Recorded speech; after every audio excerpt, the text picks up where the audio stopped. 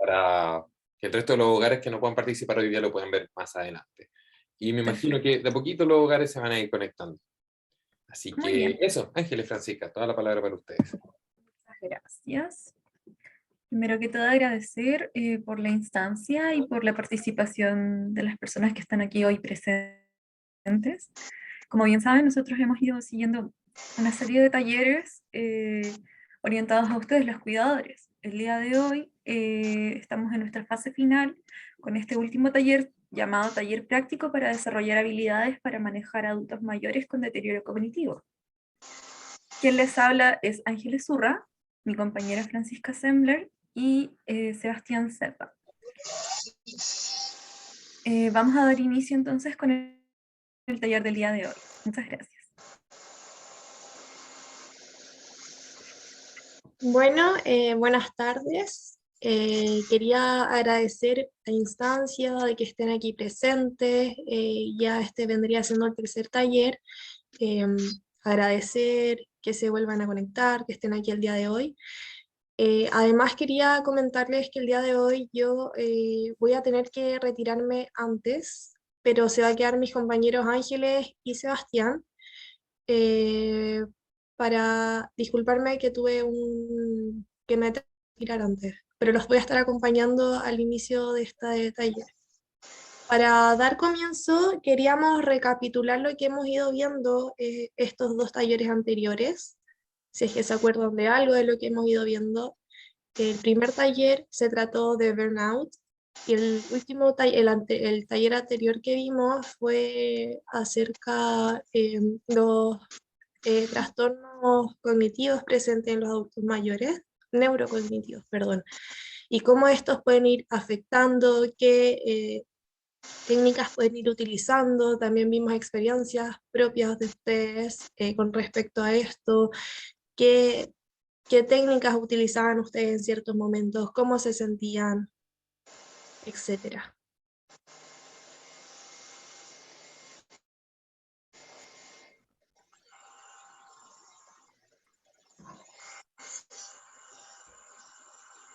Bueno, para dar inicio al taller de hoy, me gustaría como a modo de introducción contarles qué conductas nos podemos encontrar en adultos mayores, ya quizás con trastornos neurocognitivos, que fueron los que vimos la semana pasada.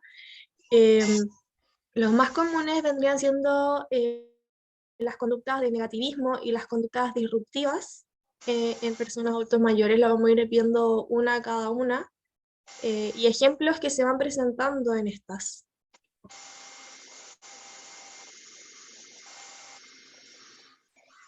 Bueno, ¿qué es el negativismo? Entonces nos encontramos con que es la oposición o una resistencia verbal o no verbal, es decir, puede decir, ejemplo, el adulto puede decir no quiero hacerlo, o ya desde una conducta no verbal podría ser rechazándolo con los brazos, ejemplo, o volteándose, negándose en sí, a las sugerencias que ustedes les van dando a ellos.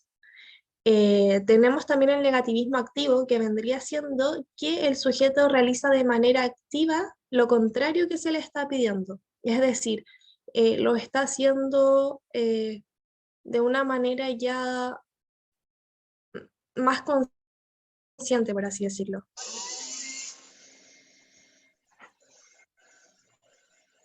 Dentro de las conductas disruptivas, nos encontramos con que es un comportamiento negativista, desafiante y hostil hacia la figura de autoridad, en este caso que vendrían siendo ustedes, o de aquella que hace demandas específicas para cumplir ciertas normas o obligaciones. Entonces vendría siendo el no querer realizar o hacerlo de una manera desafiante o de una manera con rabia, de manera hostil hacia ustedes. Vamos a ir viendo también los ejemplos de cada una de estas. Cómo lo podemos llevar ya a un plano más vivencial. Dentro de las conductas entonces negativistas nos podemos encontrar con el no querer o el negarse a la ingesta de los alimentos. Ejemplo, negarse a hacerlo, negarse a alimentarse, vomitar esta comida o la regurgitación, es decir, devolver la comida, y volver a masticarla y tragarla.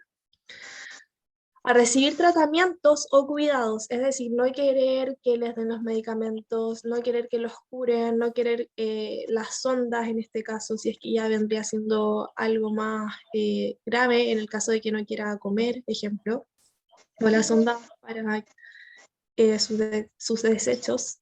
También podría ser una conducta de mutismo, es decir, no hablar por completo, no querer dirigir la palabra, o puede ser ya un mutismo más selectivo, es decir, hacia ciertas personas sí, pero hacia otras personas no. Puede ser un mutismo hacia los cuidadores, familias, médicos, etc. También nos podemos encontrar con conductas disruptivas, que son las que dijimos anteriormente, y algunos ejemplos son las rabietas, los gritos, el llanto inconcebible, y también podemos ver una pérdida de sus funciones como la deambulación, el control de esfínteres, el cuidado personal, es decir, dejar de lado su aseo personal, el no lavarse, no limpiarse luego de ir al baño.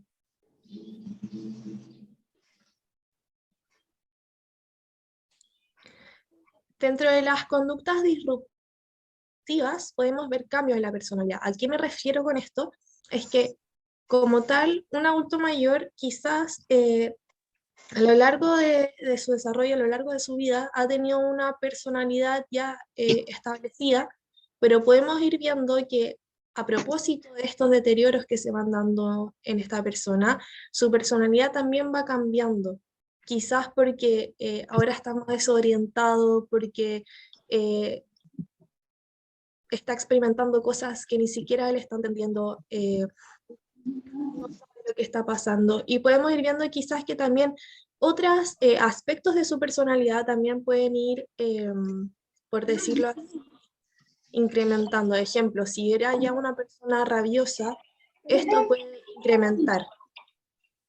La agresividad también puede ser una de estas conductas. El, el vagabundeo o la deambulación. ¿A qué me refiero con esto? Que se desorientan fácilmente, salen a caminar a horas improvistas o en la noche. Esto no es intencional. También nos encontramos con una inquietud, claramente porque están experimentando cosas que no habían experimentado antes. Se encuentran pasando por un momento en el que ellos quizás no están entendiendo qué es lo que les está pasando. También nos encontramos con alteraciones del pensamiento, es decir, ¿a qué me quiero ir con esto? Que presentan ideas erróneas o faltas, o falsas, perdón. Un ejemplo de esto puede ser que alguien los está persiguiendo, que le quieren robar, que lo quieren matar, ejemplo. O pueden ser ya cosas más banales como que no se pueden reconocer a sí mismos al mirarse al espejo.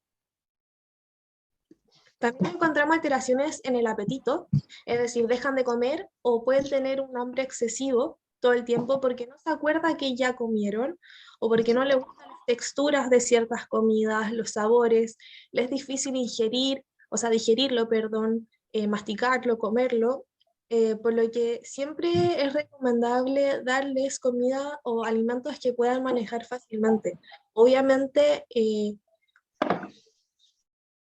sin, eh, sin dejarlos como desde una posición de, de ineficiencia. También nos podemos encontrar con persistencia y repetición, es decir, dicen una y otra vez las cosas que ya dijeron anteriormente, pero esto es porque no se acuerdan. Son persistentes en hacer cosas que son persistentes en hacer cosas que quizás hacían anteriormente y hoy en día ya no pueden, y es lo que puede ir generando quizás accidentes, porque, ejemplo, antes podían bajar con facilidad la escalera y ahora no lo pueden hacer, por lo que al momento de bajar la escalera tienden a caerse. Entonces tienden a hacer esas cosas porque anteriormente siempre las hicieron y quieren poder hacerlas, pero hoy en día quizás se les dificulta un poco más. Sí, pero no, está grabado, así que después lo voy a ver. Hay un micrófono encendido. Voy a salir. Está grabando. Hola, Diana Gómez. Por favor, si pudiese apagar su micrófono, se lo agradecería. Gracias. También nos podemos encontrar con la desinhibición. ¿Qué quiere decir esto? Que empiezan a tener comportamientos inadecuados. Pueden haber sugerencias ya desde más lo sexual quizás. Y también puede haber un seguimiento del cuidador. ¿Esto por qué puede pasar? Porque con el cuidador se sienten seguros.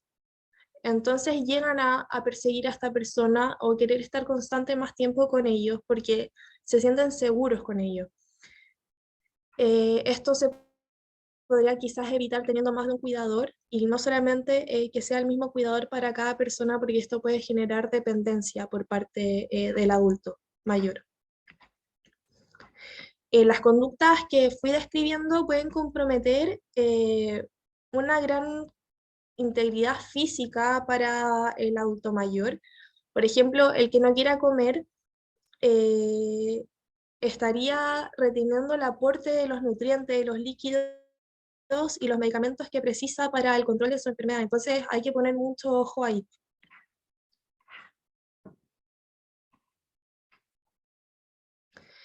¿Qué podríamos hacer frente a la agresividad? Yo sé que puede ser súper complicado estar frente a estas situaciones porque muchas veces nos podemos frustrar frente a la agresividad de otra persona, nos podemos sentir quizás angustiados, no saber cómo reaccionar en sí. Y antes de darles como quizás el qué poder hacer frente a la agresividad, quería comentarles el por qué quizás está aumentando la agresividad en estas personas.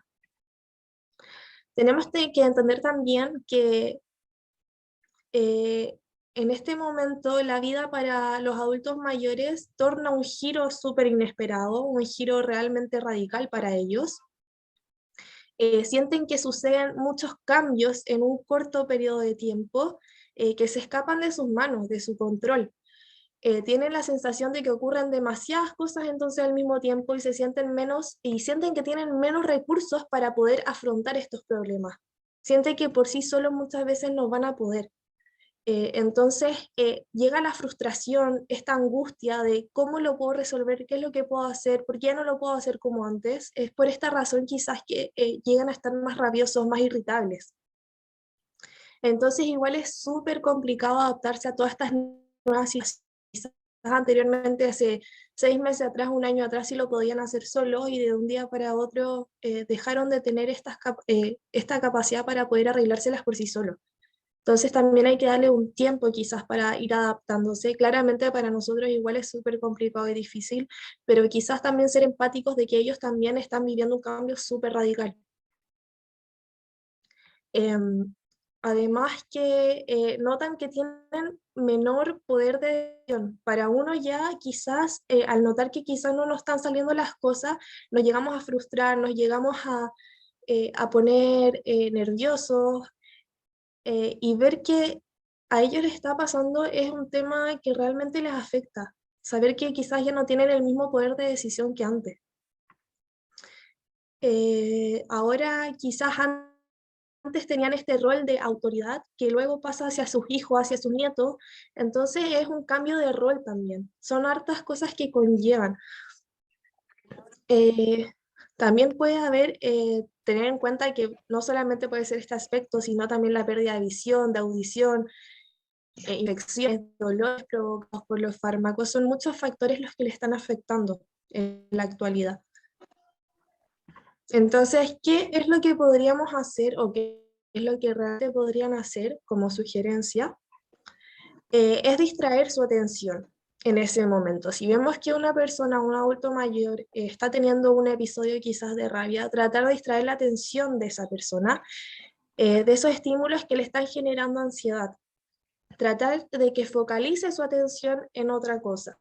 Demostrarle que no es frágil, es decir, favorecer su autonomía, podemos darles opciones para que sientan que tienen el poder y la libertad de escoger. No es que es puramente negro, sino que hay un matiz entre el negro y el blanco, donde también hay grises, que sientan que pueden, tienen la libertad también de escoger, que sientan que también tienen un grado de autonomía. También muchas veces es bueno tratar de evitar razonar. ¿A qué quiero ir con esto? Evitar quizás confrontar o crear conflictos, porque quizás esta persona a su edad ya tiene una idea, una ideología de algo, y llegar a tratar de tener un acuerdo con esta persona con respecto a eso puede ser muy difícil. Entonces quizás tratar de evitar el conflicto.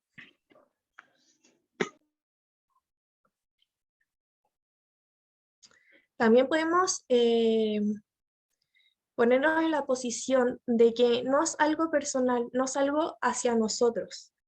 Es decir, es una situación por la cual el sujeto está pasando, entender que es una situación nueva por la que está pasando quizá, o algo que lo está angustiando, que lo está frustrando, que lo está enojando, que lo hace sentir rabia, que se puede estar sintiendo desorientado. Entonces, dar un espacio a estas personas si se están sintiendo agobiados, porque obviamente a nadie nos gusta que cuando nos sentimos con rabia, nos sentimos irritables, que nos acerquen y traten de quizás llevarnos la contraria, quizás dar este espacio de respiración, este espacio para que la persona se logre calmar.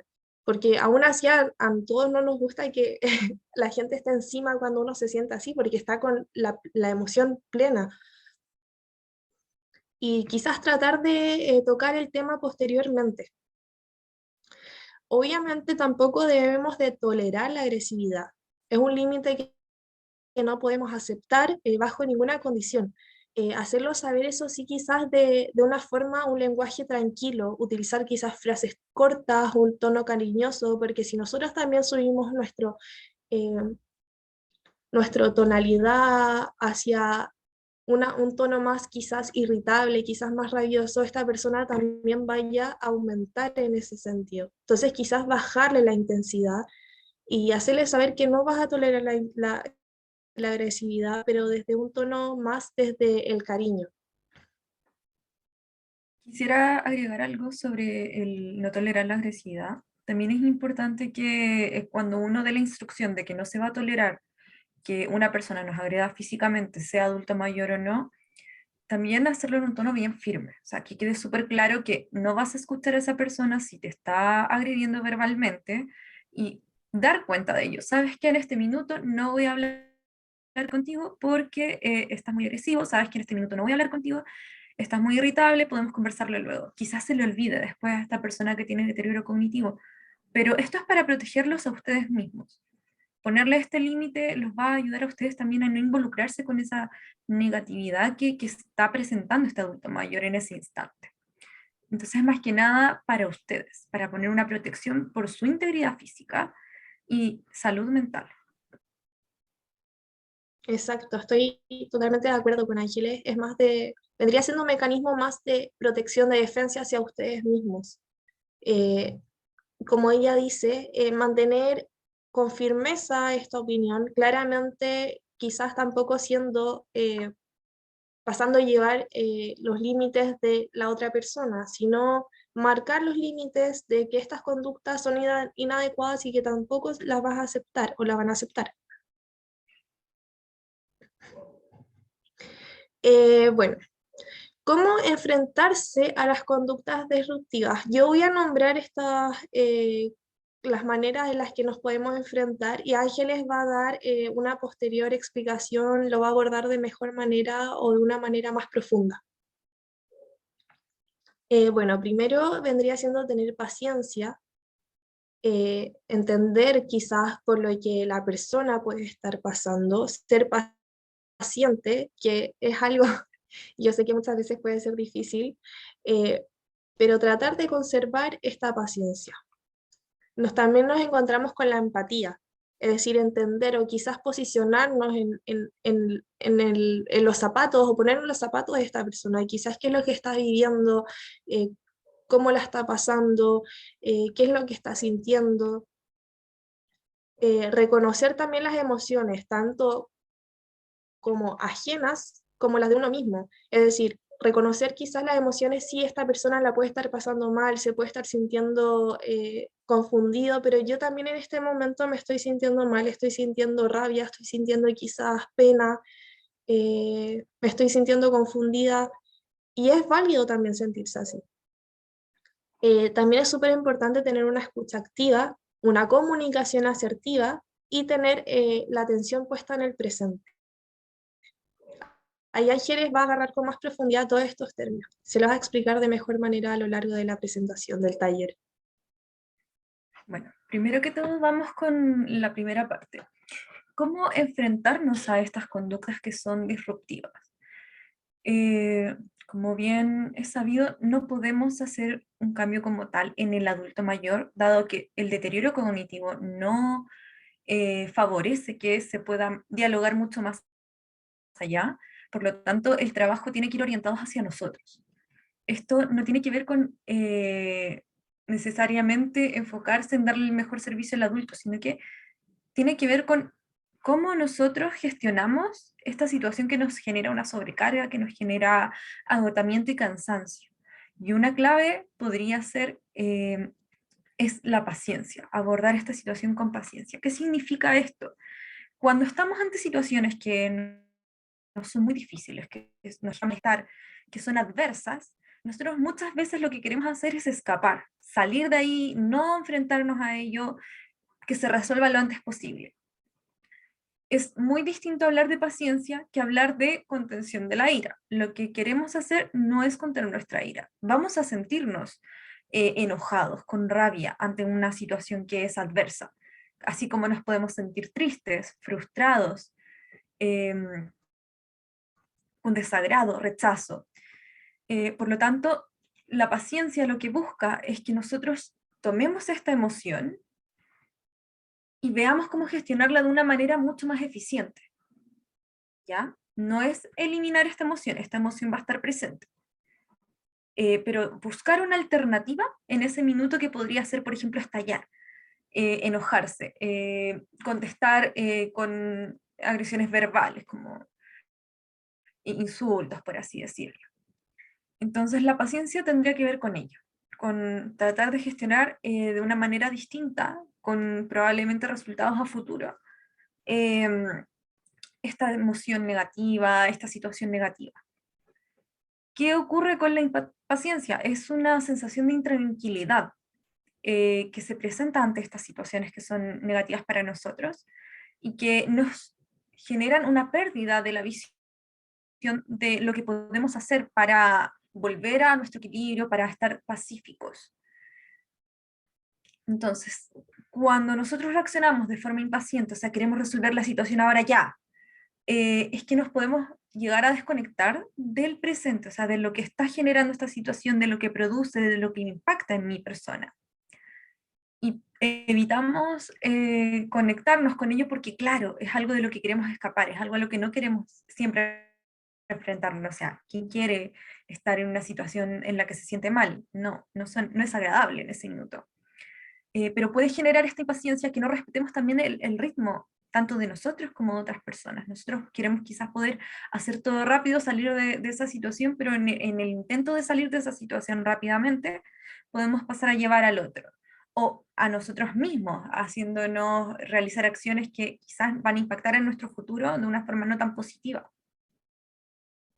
Entonces, cuando somos impacientes, nos dejamos de lado esta visión de la hora, de lo que nos está ocurriendo, por lo que estamos pasando, experimentando, y evitamos conectarnos con ese proceso que estamos viviendo, y no lo logramos entender. Queremos salir rápidamente de ello. Entonces, a propósito de esto, de trabajar la paciencia, un ejercicio que puede ser efectivo para aplicarse en la vida cotidiana puede ser tomar atención a esas situaciones en las que uno se ha sentido impaciente. ¿Se han preguntado ustedes mismos con estas palabras en qué momentos te pones impaciente, inquieto y desearías salir rápido de esta situación? Podemos hacer el ejercicio de una forma más mental y les traigo una sugerencia, que es, por ejemplo, cuando estemos en una situación, ya sea como de un taco, de camino a nuestro trabajo, en la fila del supermercado para comprar y sea muy larga, poner a prueba nuestra paciencia, tomar conciencia de cómo nos hace sentir esta situación, qué es lo que no nos gusta de esta situación y cómo lo estamos abordando, para tener en cuenta este malestar y al tenerlo en cuenta, saber cómo gestionarlo en un futuro. Entonces les dejo ese ejercicio. En las tareas cotidianas, tomar atención en aquello que les genera impaciencia, inquietud, y que ustedes clasifican como un malestar.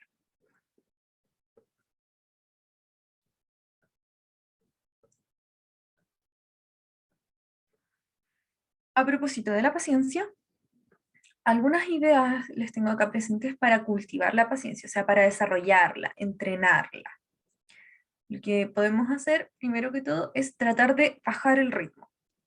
Es un poco difícil llegar y tomar esta decisión de no, ahora voy a reaccionar más lento, pero el mismo hecho de estar conscientes de las situaciones que nos generan impaciencia, que nos genera malestar, puede hacernos a nosotros cambiar nuestra perspectiva y tomar en algún minuto la decisión de en una tarea cotidiana ir más lento, o sea, tomarnos un momento para concentrarnos en lo que está pasando, en lo que está haciendo el otro, en la situación en sí.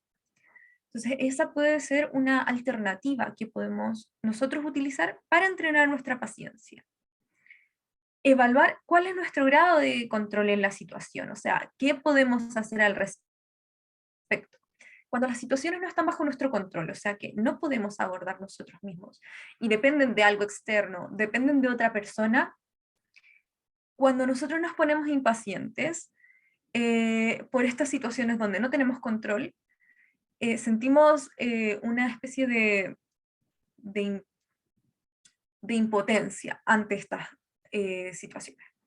Por lo tanto, una alternativa sería evaluar qué podemos hacer al respecto, y esto nos puede ayudar a clarificar qué acciones tomar luego de ello. Estar presentes, el hecho de estar conscientes, estar concentrados, atentos a lo que nos está ocurriendo, a lo que está pasando en nuestro interior, en nuestra mente, puede ayudarnos a estar conectados y buscar soluciones más adecuadas, quizás que sean beneficiosas tanto para nosotros como para los otros y nuestro entorno. Y, por supuesto, algo que hemos venido diciendo a lo largo de estas distintas sesiones, que es respirar. La respiración es una de las herramientas que tenemos a la mano, es instantánea, que podemos utilizar nosotros para calmarnos en esos instantes donde se nos nubla la visión, que no sabemos muy bien qué hacer, nos sentimos impotentes, escapa de nuestro control la situación. Entonces, respirar. Tomarse un momento para decir, ok, voy a respirar y respirar, para ver qué hacer. De esta manera se puede ir cultivando la paciencia, requiere de persistencia, de práctica. No es algo que uno pueda llevar de un día para otro a un cambio en sí mismo, pero si tú estás con la intención de que tu salud sea mejor, estés en un estado de bienestar, puedes tomar estas alternativas y opciones para mejorar tu paciencia. Entonces, como les sugerí, que una de las ideas que tenemos acá es que respiremos, aprendamos a concentrarnos en ello, vamos a hacer el ejercicio ahora mismo todos juntos de tomarnos 3 minutos para respirar, solo respirar y sentir cómo entra nuestra respiración, cómo se infla nuestro pecho, cómo exhalamos. ¿Ya? Así que les voy a pedir a todos que me acompañen en esta respiración. Cerremos los ojitos y vamos a respirar, ¿ya? Cerremos los ojos y solo concéntrense en la respiración. Vamos a inhalar. Sentir cómo entra el aire por nuestro pecho, por nuestra nariz, y exhalar.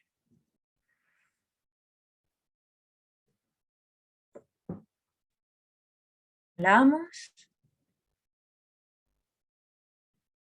Exhalamos. Nos conectamos con nuestra respiración. Sentimos cómo entra el aire por nuestra nariz, cómo se infla nuestro pecho y exhalamos. Respiremos.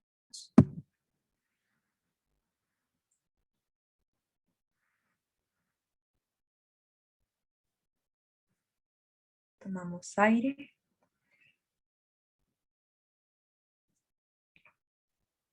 Exhalamos. Nos tomamos este minuto aquí para respirar.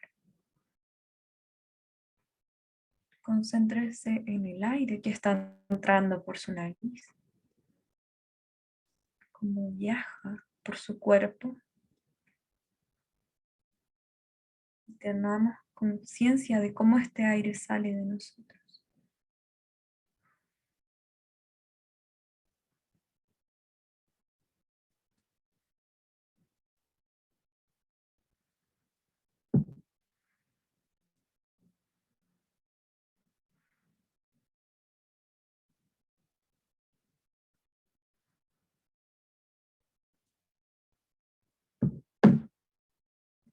¿Qué sentimos cuando respiramos?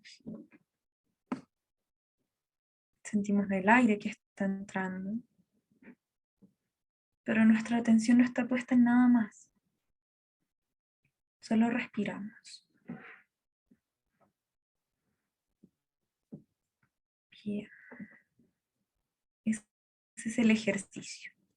Nos tomó 3 minutitos concentrarnos bien en conectarnos con nuestro cuerpo. Quisiera que me compartieran por medio del chat qué les hizo sentir tomarse un minuto para respirar. Algunos pueden decir nada, otros, mira, a veces no estoy consciente de mi respiración. Los leo luego, ¿ya? Así que si gustan dejar un comentario, adelante, por favor. Sigamos. Miguel sintió alivio. Claro, eso nos ayuda mucho a aclarar la mente, a centrarnos. El simple hecho de respirar. Y lo tienen a la mano, no hay nada más que buscar. Así que vamos a continuar. Otro de los aspectos que habíamos nombrado nosotros para enfrentarse de una mejor manera a estas conductas disruptivas que tienen los adultos mayores con deterioro cognitivo es la empatía, desarrollar empatía. ¿Qué significa el desarrollar empatía? Fran les daba a entender una frase que es bastante utilizada, que es ponerse en los zapatos del otro. Tenemos que entender que la empatía no necesariamente tiene que ir de la mano con estar de acuerdo con lo que siente el otro, o con sus ideas, sus pensamientos. Tiene que ver con el entender lo que está pensando y hacer como una interpretación de el por qué el otro piensa como piensa. Va de la mano con respetar también estas diferencias que podemos tener entre nosotros, pero no significa que vamos a sobreponer lo que el otro está sintiendo por sobre lo que nosotros estamos sintiendo. Es todo lo contrario. Es entenderlo, respetarlo y después tomar una decisión sobre qué hacer con ello. Pero no significa aceptar a ciegas lo que te está planteando el otro, lo que siente el otro. La empatía tiene un origen biológico en nosotros. Nosotros funcionamos desde muy pequeños en base a unas neuronas que se llaman neuronas espejo. ¿Qué significan estas neuronas espejo? Son las conexiones responsables de que nosotros identifiquemos en los otros las emociones. Buenas tardes, señorita. Lo que Sabe que recién me sienten. pude conectar yo a la clase. ¿Sí? Perfecto. No, se va la señal. No hay problema. Ahí tomé mucha atención y tips de lo que estamos mencionando. Muchas gracias por participar. Voy a continuar. Las neuronas espejo, como les venía diciendo, es algo que nosotros tenemos desde muy pequeños y se va formando a medida que vamos creciendo. Y esto nos ayuda a identificar las emociones en el otro, nos ayudan a sentir esta empatía, porque al poder identificar cómo se siente el otro, nosotros también vamos haciendo todo un proceso de aprendizaje. Y lo que vamos aprendiendo es cuáles son las situaciones que nos generan rechazo, cuáles situaciones nos generan alegría. Y esto todo se va aprendiendo a través de el observar a un otro y cómo lo está experimentando, porque nos lo logra transmitir. Uno siente cuando una persona está contenta contigo. Hay factores de su expresión facial, de que uno identifica en el otro estas emociones. Entonces son las neuronas espejo las que nos ayudan también a sentir empatía por el otro, que es esta capacidad de interpretar lo que piensa el otro, lo que siente, y ponernos en su lugar. Yo, si estuviera en tu lugar, ¿qué haría? ¿Cómo me sentiría? ¿Ya? Y entenderlo. Y respetarlo, que es válido que él sienta de esta manera la situación. Yo no lo sentiría así, pero lo entiendo. Por ahí va. Y en psicología existe algo llamado teoría de la mente, que busca explicar cómo funciona esta interpretación que nosotros hacemos de los otros, de cómo piensan, de las intenciones que tienen incluso, y sus creencias. Entonces eso nos ayuda a relacionarnos, a establecer relaciones sociales profundas, o de afecto, amistosas, de toda índole con un otro, porque somos capaces de comprenderlo, de entender el porqué de su de su actuar. Entonces, como uno de los factores que se requiere para enfrentarse a estas conductas disruptivas es la empatía, les tengo algunos tips más adelante de cómo desarrollarla. Pero antes que todo, ¿cuáles son los beneficios de tener empatía? Una empatía mucho más desarrollada, una empatía más consciente. Es que las otras personas nos van a percibir como personas agradables, honestas. Entonces tenemos el beneficio social de que vamos a ser apreciados por los otros de una manera distinta, más positiva. Que podemos hacer que nuestras relaciones con un otro sean más íntimas, sean afectivamente enriquecedoras, o sea, que nos hagan sentir bien, que disfrutemos los momentos en los que nos relacionamos con los otros, con los amigos, la familia, incluso las personas con las que nosotros trabajamos, que son los adultos mayores. Nos ayuda a generar relaciones personales más enriquecedoras. Y es que otro de los beneficios de ser más empáticos es que las otras personas nos van a escuchar mucho más. Cuando uno ve que alguien le está prestando atención, que lo está escuchando, uno se siente confortado por esa atención, por el hecho de sentir que alguien te está entendiendo, que está presente para ti, es muy reconfortante. Entonces, una de las respuestas que tendríamos de una persona que empieza a desarrollar más empatía es que percibe en los otros esta retroalimentación de su conducta, que es esta conducta más empática. Y por último, uno de los beneficios de ser más empático es que abordamos los problemas de una manera mucho mejor, o sea, distinta, que favorecen más nuestro bienestar. Es decir, cuando somos capaces de percibir lo que piensa el otro, de ponernos en sus zapatos y poder captar cuáles son las emociones y los por qué del por qué actúa de esta manera, nosotros vamos aprendiendo. Entonces todo este aprendizaje que vamos interiorizando por medio de la capacidad de ser empático, nos ayuda a tener más ideas para solucionar nuestros problemas y nos ayuda a tener una posición de conciencia de cómo abordar estos problemas. Y para desarrollar esta empatía, lo primero siempre va a ser tener la intención de desarrollarlo, igualmente con la paciencia. Tiene que existir una intención de hacer un cambio, de sentirse mejor consigo mismo y con el entorno con el que uno interactúa. Entonces, para poder desarrollar esta empatía tenemos que buscar, en el momento en el que interactuamos con otra persona, comprenderlo, tratar de entenderlo. ¿Y cómo se puede ir haciendo esto? Por medio de la escucha activa, de la atención, de la concentración. Así que cuando uno esté presente frente a un otro, lo que podemos hacer es que cuando estemos conversando, dar a entender frases como, por ejemplo, entiendo lo mal que lo estás pasando, noto lo mal que te sientes, pero para hacer eso tienes que estar atento a lo que te está transmitiendo la otra persona, lo que te está diciendo, hacer el ejercicio de tratar de entender. ¿Y para qué se hace esto? Porque buscamos validar esta emoción.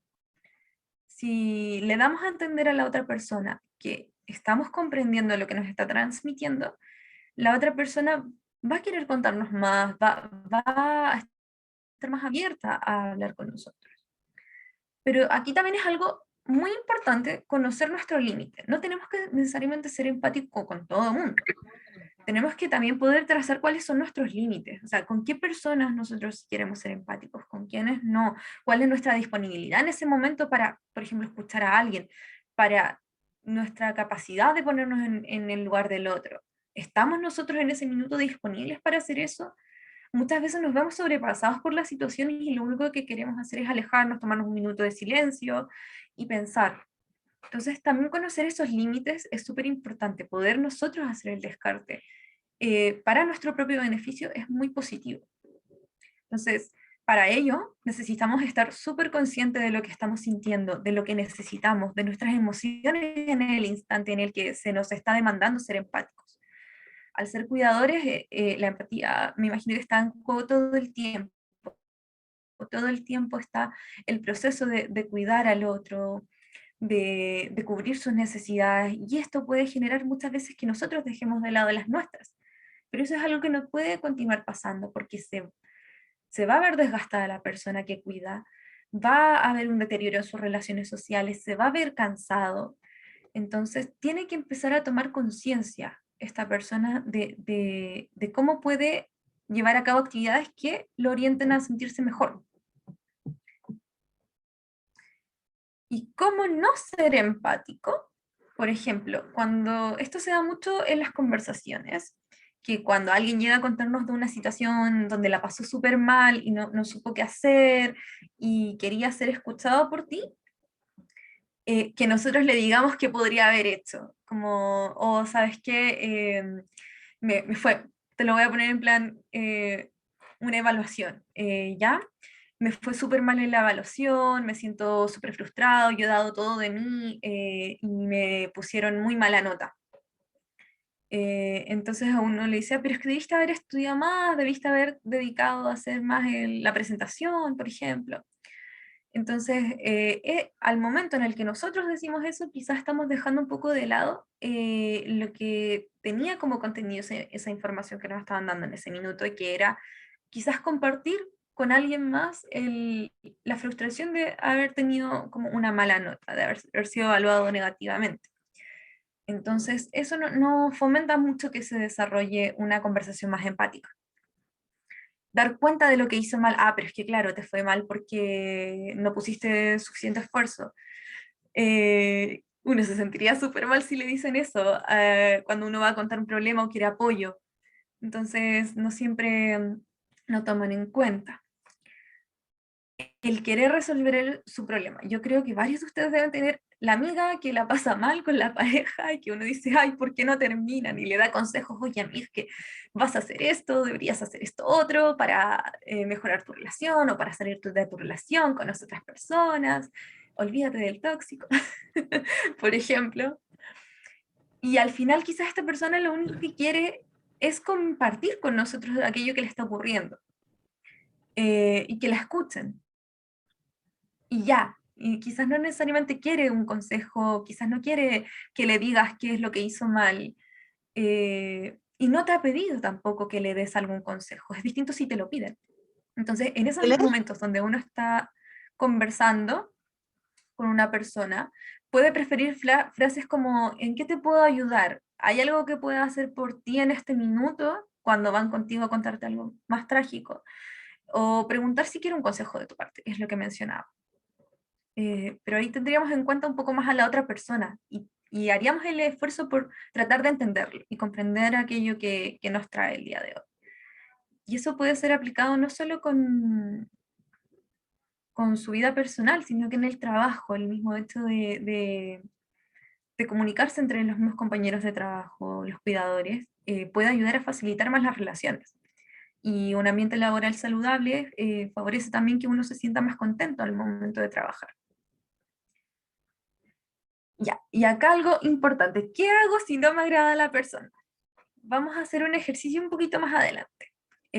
Pero lo importante acá siempre va a ser que reconozcamos cuál es nuestra disponibilidad para para ese instante, o sea, estamos dispuestos a relacionarnos con esta persona y ser empáticos, o de hablar en ese minuto, o sea, tener como una evaluación de lo que nosotros en este minuto estamos sintiendo y lo que necesitamos o aquello que estamos dispuestos a recibir.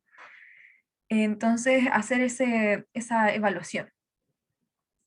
¿Y qué tan difícil es en ese minuto ser empático? ¿Es algo difícil para ti porque la persona es algo que te supera, no te agrada para nada, siempre que te acercas la pasas súper mal o discuten?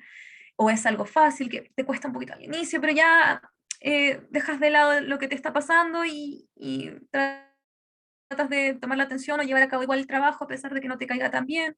¿O buscas una alternativa y es que te enfocas en algo distinto de las dificultades que tienes con esta persona y sale todo bien? O buscas abordar la situación más desde el respeto, que sería relacionado con esto de la alternativa, o sea, no necesariamente reaccionar de forma empática, pero sí con respeto, sí con cordialidad, distinto. Entonces, a propósito de esto, ¿qué hago si no me agrada la persona? Podemos hacer un ejercicio. Ustedes ahora mismo podrían pensar en una persona con la que siempre les cueste relacionarse, con la que les cuesta entender, que no les agrada mucho. Piensen en esa persona. Puede ser del trabajo, quizás de la familia. Pensemos. ¿Hay alguien que no me agrade tanto? Ya, sí. Puede ser. Ya. Pensemos en esta persona. ¿En qué situaciones, preguntarnos, me es difícil entender a esta persona? O sea, ser empático con esta persona. Tratar de entenderla. Ponerme en su lugar.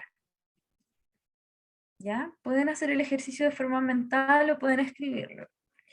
Siempre sugiero escribir para tener una visualización mucho más clara de las cosas. A veces ayuda mucho a dilucidar qué hacer. ¿Ya? Pensamos entonces en qué situaciones no son difíciles interactuar con esta persona. Y ahora pasamos a pensar en qué situaciones me es fácil. Ya, si no hay ninguna situación en la que en verdad puedan calzar o te sea un poquito más fácil relacionarte con ella, ok, está bien. Pasemos a la siguiente pregunta. ¿Qué me hace sentir esta persona? ¿Me hace sentir disgusto? ¿Me hace sentir tristeza?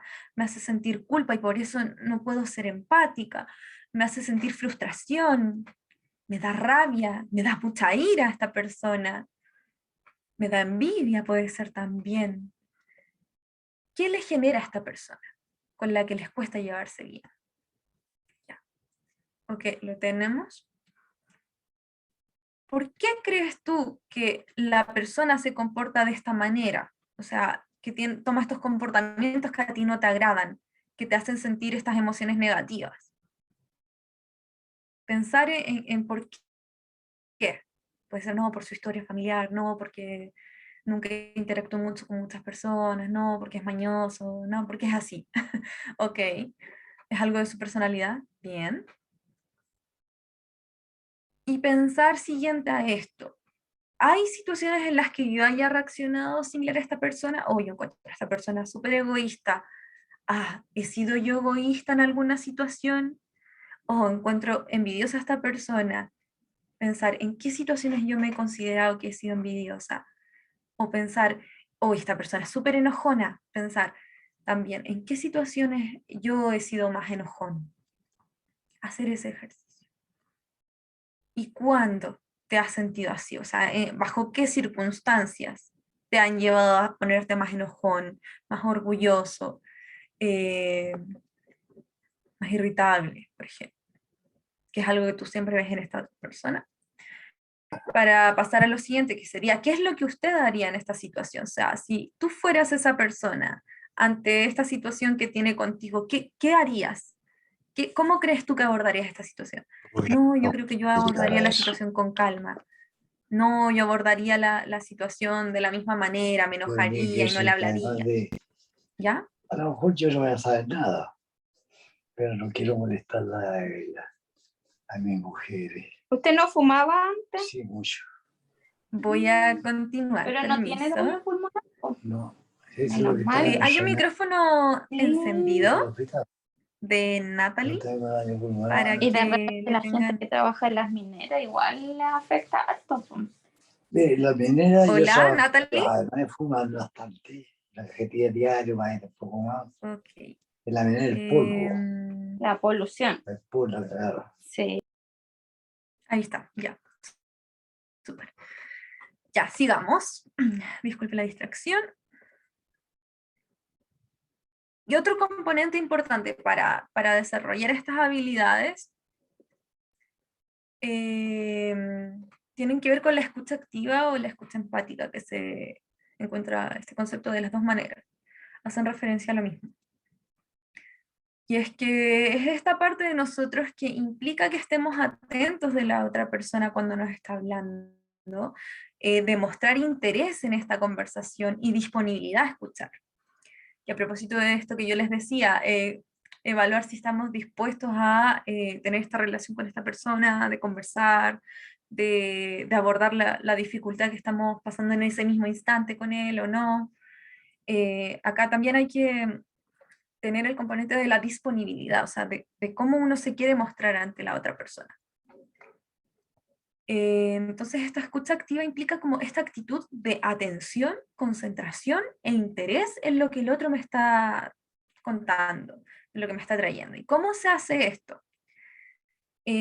Principalmente trata uno de mantener el contacto ocular con la otra persona, o sea, mantener la visión ahí atenta a la otra persona, en una posición como más bien abierta a escuchar.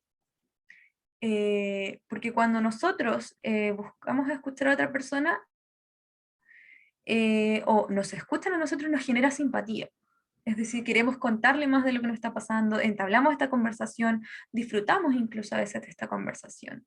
O si es algo serio, buscamos ponerle más atención a la conversación. Pero acá siempre es importante que vaya de la mano con la intención de entender lo que está pasando. No necesitamos por qué pensar igual que la otra persona, que es parte de lo que es la empatía. No necesitamos por qué estar de acuerdo, sino que basta con que busquemos entender el por qué. Entonces, para manifestarnos ante una persona que lo estamos escuchando de una forma activa, o sea, de manera atenta, lo que podemos hacer es lo siguiente. Primero que todo, siempre va a ser estar concentrados. O sea, que nuestra atención esté puesta en la persona que nos está hablando, en la que estamos, de manera que se logre tomar toda esta atención y enfocarla ahí. Mantener este contacto visual con la persona. Si nos cuesta mirar a los ojos, no sé, podemos mirar a la barbilla, la nariz, la oreja, pero que igual nuestra vista esté dirigida, ojalá en lo posible, a la cara de la persona. Esto transmite más confianza, hace que los mensajes se reciban de una mejor manera y la persona se sienta más a gusto con nosotros. Cuando nos esté hablando, debido a que estamos atentos, estamos concentrados en la otra persona, lo estamos mirando, lo que podemos hacer es hacer un ejercicio de parafraseo, es decir, cuando ellos nos hablen y poner en entrenamiento esto de tratar de entender a la otra persona, o sea, ser más empático, repetir lo que nos dijo, con nuestras palabras. O sea, tú me estás queriendo decir que Juanita se portó mal contigo.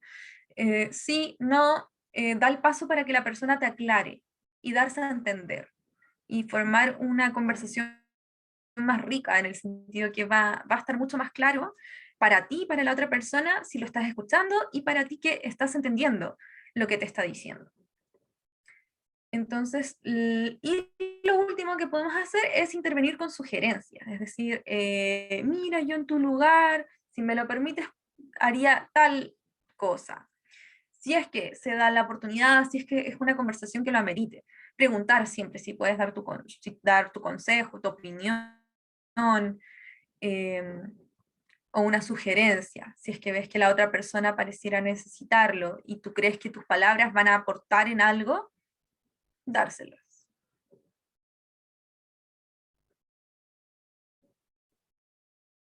Y acá los dejo con Sebastián.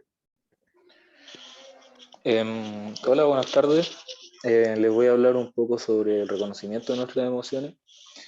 El reconocimiento de las emociones es clave para lograr algún tipo de bienestar. o sea, y para lograr este bienestar, el primer paso es como tener conocimiento de las cosas que sentimos. Y aquí pusimos que independiente de que lo expresemos o no, tenemos que buscar alguna forma de expresar estas emociones, porque el primer paso es el reconocimiento de las emociones, pero no es el último. Hay varias cosas que hacer, nosotros tenemos que hacernos cargo de nuestras emociones, o si no podemos terminar pagando algunas consecuencias de las que les voy a hablar más adelante. Primero, para empezar como a hacer conocimiento de las emociones, podemos, no sé, preguntarnos la distinción básica entre si es placentero, es displacentero o es neutral. En el, ¿queréis poner la rueda de emociones, por favor, Ángela? Bueno, gracias. En esta rueda de emociones nosotros tenemos emociones básicas que empiezan como a abrirse en emociones que son más complicadas. Yo les recomiendo que la busquen en Google o que le saquen como un pantallazo o guarden la imagen, porque nos sirve como para describir cuáles son las cosas que estamos sintiendo, así como más complicado, así como más específicamente, como que no, las emociones no son solamente 6, pueden irse especificando dependiendo de las situaciones que las van provocando. Entonces aquí tenemos algunas que son placenteras, algunas displacenteras y otras neutrales. Una que podría ser neutral es como la sorpresa. Y algunas que son displacenteras podrían ser como el asco, el miedo, la ira y la tristeza. Son más las emociones negativas porque estamos como que nos hemos dedicado a describir las emociones en tanto a cómo nos afectan problemáticamente. Como que la gente no tiende mucho a describir eso que le es positivo. Así como que es una observación del por qué hay un abanico más grande de aspectos negativos sobre cómo sentimos las cosas. Otro aspecto que podemos evaluar es la intensidad con la que sentimos la emoción. O sea, si es fuerte, si es leve. Y otro aspecto que tenemos que aprender a reconocer es si estas emociones nos traen energía y nos llevan a hacer algo o nos inhiben nuestra acción. No sé, algunas de las emociones que nos inhiben son como la tristeza y el asco. El asco nos inhibe como el apetito y la tristeza nos inhibe a relacionarnos con otras personas. Cuando estamos tristes no queremos vincularnos con otras personas. Y algunas que nos llevan a tener más energía o a tener ganas de hacer algo son como la ira y el miedo, la felicidad. La ira en el sentido de que, no sé, nos hace involucrarnos en una situación, nos hace tomar una posición y querer actuar. En ese sentido es importante reconocer como si la emoción nos llena de energía o nos inhibe. Otro punto importante es señalar que las emociones no son ni buenas ni malas. Son respuestas biológicas que son adaptativas y nos sirven para enfrentar determinadas situaciones. Estas situaciones pueden ser situaciones en sí, interacciones con otros, hechos, algunos recuerdos o pensamientos sobre el futuro o el pasado. ¿Puedes pasar a la siguiente, por favor? Ya. Lo patológico. O sea, aquí puse lo patológico, pero es como que suena mal. Así que lo voy a cambiar por problemático o disfuncional. Lo disfuncional, en cuanto a cómo regulamos nuestras emociones, es la desregulación de las emociones, en un primer sentido. Y la regulación de las emociones se puede dividir en dos ramas. Uno, que es ser demasiado impulsivo con nuestras emociones, no gestionarlas, no pensar entre medio de lo que estamos haciendo y llegar y actuar lo que sentimos. Y la otra es la no expresión prolongada de las emociones. O sea, que en algún momento nosotros dejamos de prestarle atención, dejamos de expresar las cosas que sentimos y pasó mucho tiempo. Entonces como que algo dentro de nosotros quedó en silencio por mucho tiempo y ese algo que fue mudo, como que olvidó cómo se comunicaba, como que ya un aspecto como disfuncional de la desregulación es cuando a partir de que no le prestamos atención a nuestras emociones, empezamos a guardarlas, empezamos a reprimirlas, a contenerlas, a no permitir que se expresen nunca. Y esto puede desencadenar, no sé, pues, cosas como las crisis de pánico, los trastornos de ansiedad, el burnout que hablamos en el primer taller.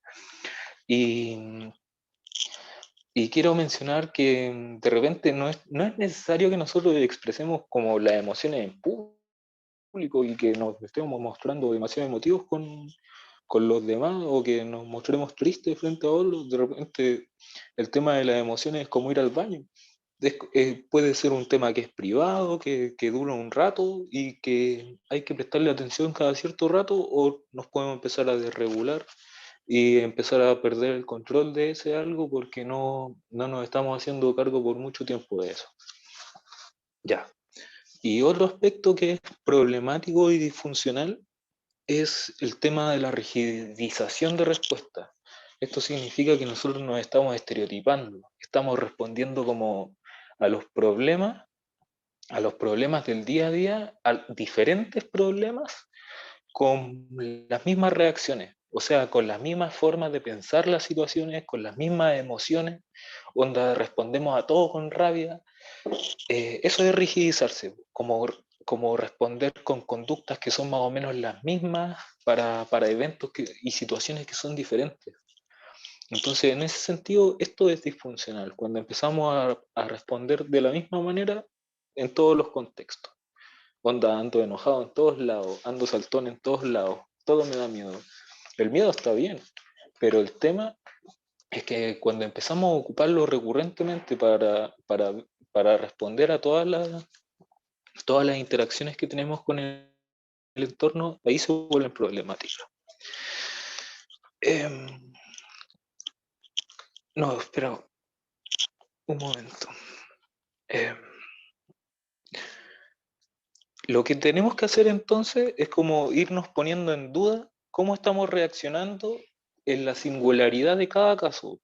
Onda, tenemos que preguntarnos situación a situación el cómo podemos reaccionar, porque si nos quedamos con la respuesta que siempre hemos ocupado, estamos desechando como la evidencia que te pone la vida como para cuestionarte tu propia visión de la realidad, porque no sé, pues, nosotros funcionamos en torno como a cómo estamos interpretando, que es de lo que voy a hablar ahora inmediatamente.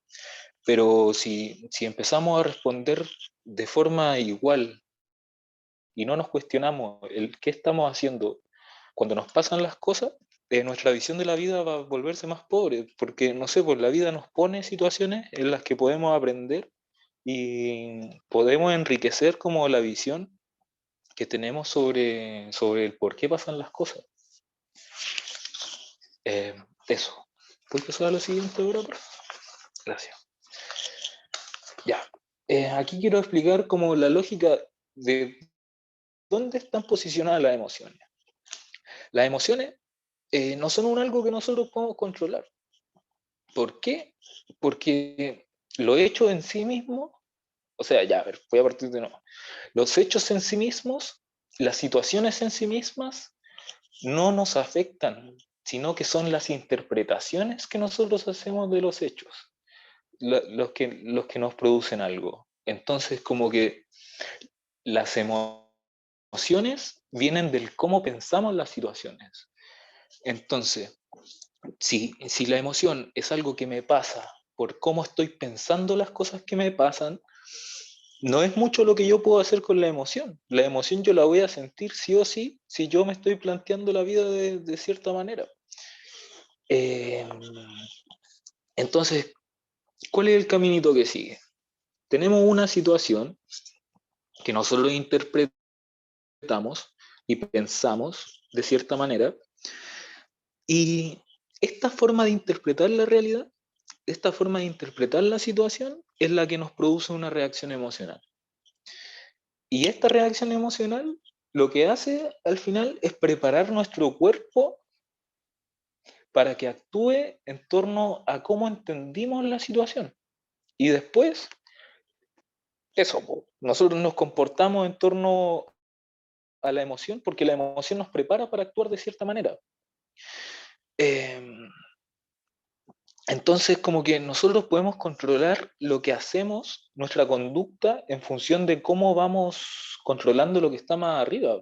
Entonces, nosotros podemos, ¿cómo se llama?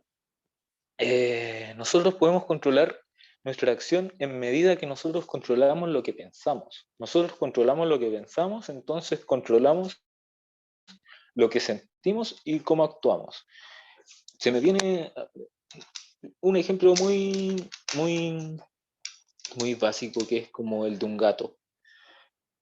No sé, yo quiero acercarme a hacerle cariño a un gato y el gato se asusta, porque el gato se asusta porque está interpretando la situación en que yo le quiero hacer daño. Entonces, el gato, ¿qué hace? Siente miedo. ¿Y cómo se comporta a partir de este miedo? El gato se arranca. Pero el gato está interpretando una situación con su propio pensamiento. Porque, no sé, pues, yo no me estoy acercando al gato para hacerle daño. Él es su interpretación de lo que yo quiero hacerle, la que le produce el miedo y la que le produce actuar de determinada manera. Eso. Ahora, como manejo de situaciones, voy a partir desde la premisa de que el pensamiento o sea, ya, voy a partir desde la premisa de que la situación es la problemática y que no hay una malinterpretación de nuestro lado. ¿Por qué?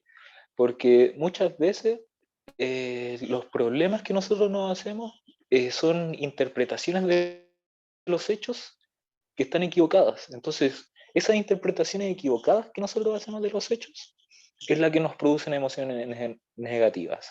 Pero ya, cuando estamos pensando bien y estamos de acuerdo o sea, como que estamos en sintonía con lo que está pasando en la realidad. Porque tenemos evidencia para decir, oye, esto es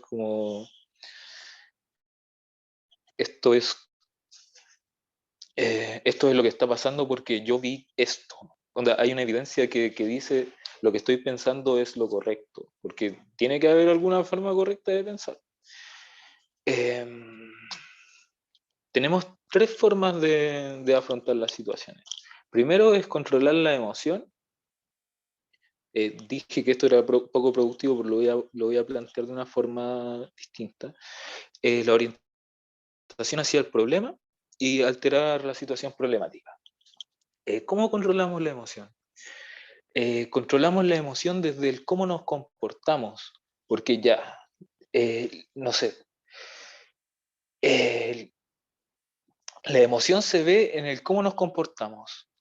Y si nos y si decimos cuál va a ser la correcta ejecución de esa emoción, se me viene al ejemplo de la ira. Alguien que está muy enojado. La ira de por sí no te dice tú andas a pegarle a alguien, sino que la ira te hace como sentir que hay una situación que no te agrada como es. Entonces, una forma alternativa de ver como un problema cuando estamos enojados sería, sí, quiero involucrarme en la situación, pero para involucrarse en una situación no necesariamente hay que ser agresivo si uno está enojado. Entonces uno puede involucrarse en la situación de forma que sea más diplomática, así como me voy a involucrar para modificar lo que me molesta de la situación, pero con palabras. Eso sería como controlar la emoción. La orientación, otra forma de controlar las situaciones sería modificar la orientación hacia el problema. O sea, cómo pensamos la situación, cómo es que nos estamos contando este problema, cuál es la explicación que tenemos de trasfondo para decir que esto está pasando. Y la última, que es como alterar la situación problemática en sí, que es como involucrarse en la situación con el otro y modificar las conductas que tienen las otras personas desde una posición de conversar y llegar a acuerdos.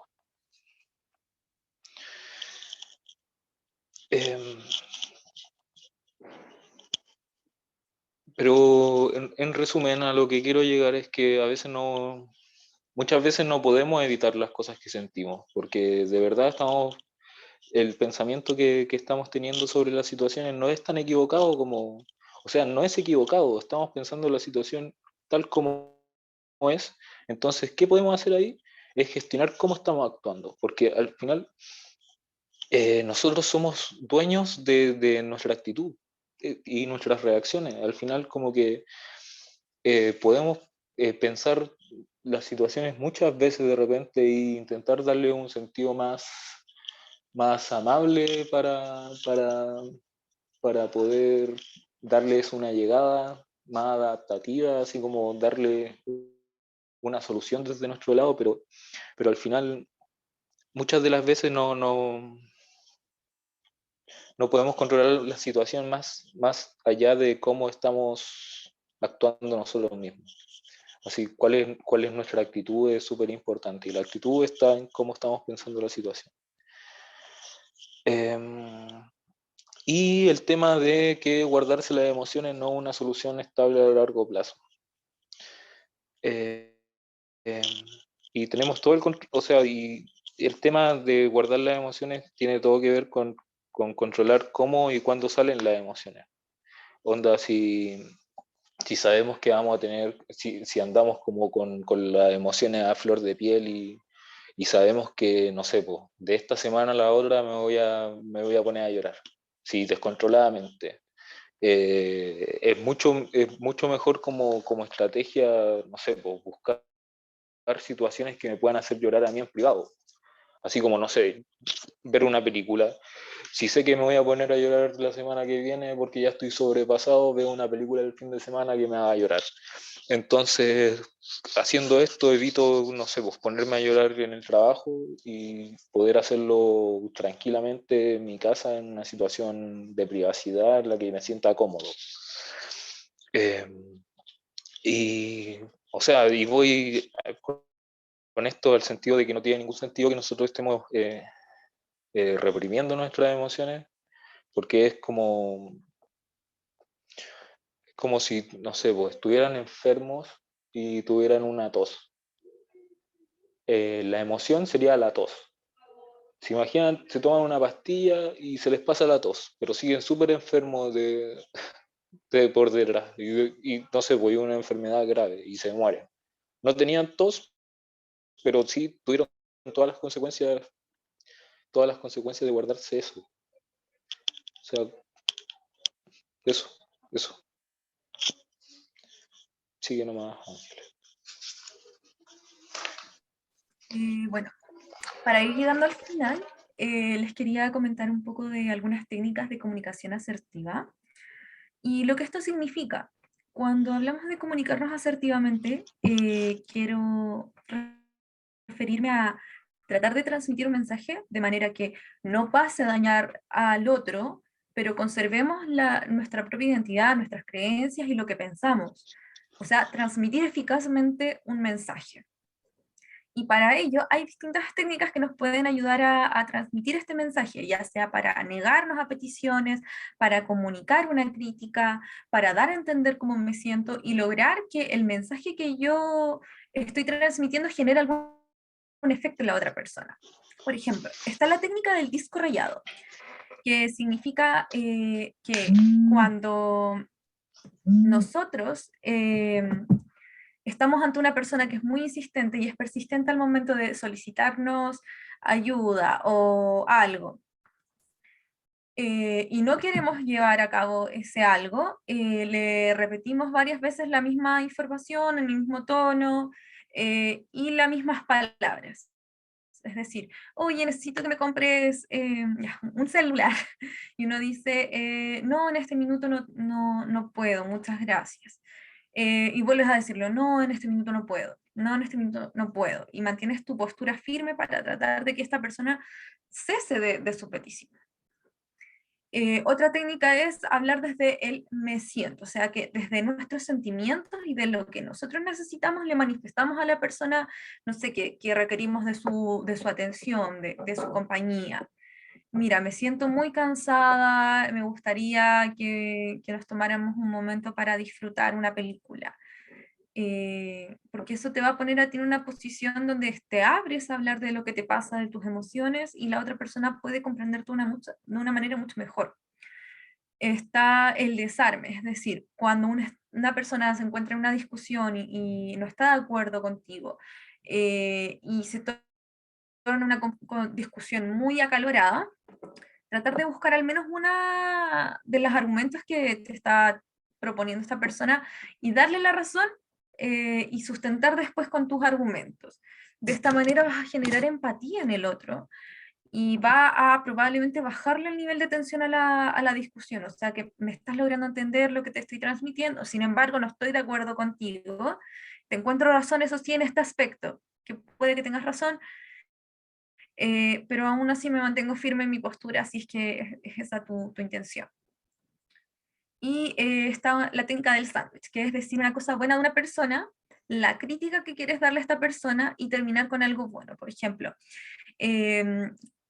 aprecio mucho que siempre te preocupes por mí, sin embargo necesito en este minuto que me dejes solo, me siento un poco agotado en este minuto, no puedo escucharte ahora mismo, pero agradezco que siempre estés atento a lo que me pasa.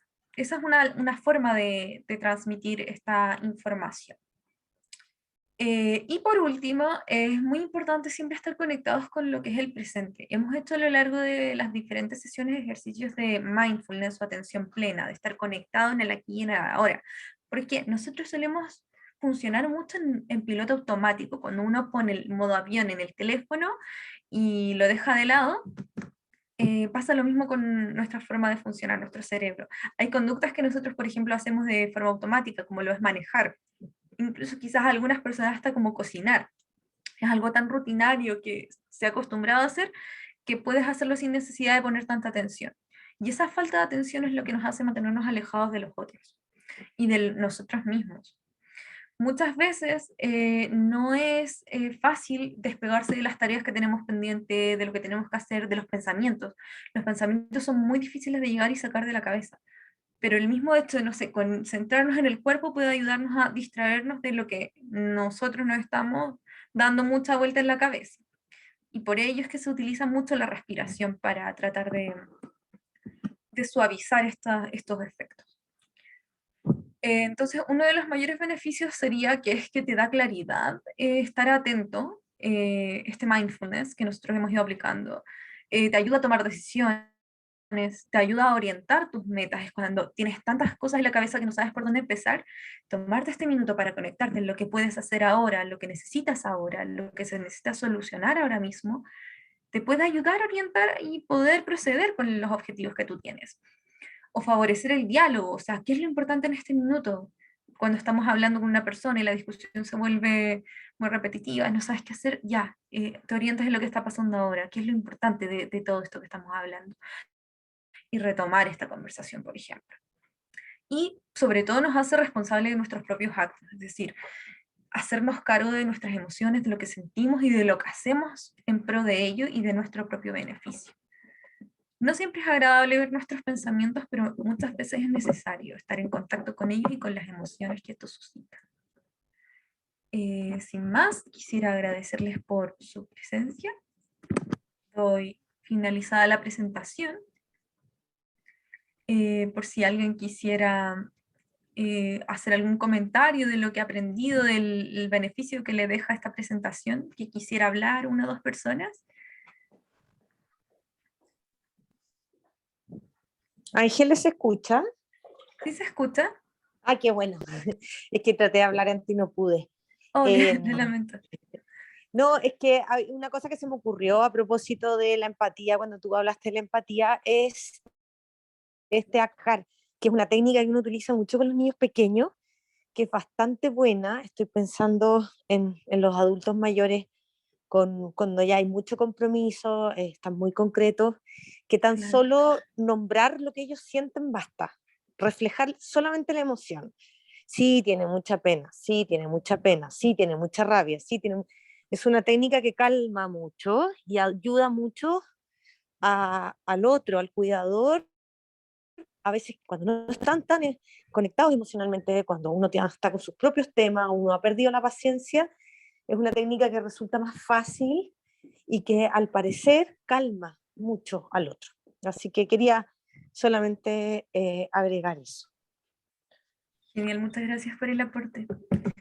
Bueno, espero que les haya sido de utilidad estas técnicas que trajimos el día de hoy, que puedan aplicarlos en su día a día, quizás para mejorar no tan solo sus relaciones con estas personas que tienen deterioro cognitivo, sino que sus propias vidas personales. Pueden ser muy útiles para nosotros estar estables y sentirnos en un estado de mayor bienestar, el mejorar nuestras relaciones con los otros, estar atento a lo que nos pasa, estar conectado con nuestras emociones. Muchas gracias a todos por estar presentes el día de hoy. Quería volver a agradecer, ahí sí, volver a agradecer a la Universidad Gabriela Mistral por este ciclo de charlas que con esta concluye en esta tercera, y también recordar al resto de los hogares que desde la próxima semana iniciaremos con de las otras carreras de salud, de kinesiología y otras que quieren participar, para que estén atentos a los correos. Consuelo, no sé si quieres decir algunas palabras antes de dar término. No, solo agradecer el espacio que nos han dado, a todas las personas que han participado. Para nosotros, como decía la primera vez, súper importante aportar en este proceso y súper abiertos a recoger las necesidades que pueden ser canalizadas a través de ti para hacer futuros talleres en un segundo ciclo de actividad. Perfecto. Sí, ahí cualquier cosa, de todas formas, recordar también que las 3 capacitaciones se encuentran grabadas y las vamos también a enviar por correo. Así que sin nada más que decir, agradecerles y desearles una muy buena tarde. Así que estén muy bien. Muchas gracias. Igualmente, Chao. que les haya servido todo. Muchas gracias. Chao, chao. Chao, cuídense todos.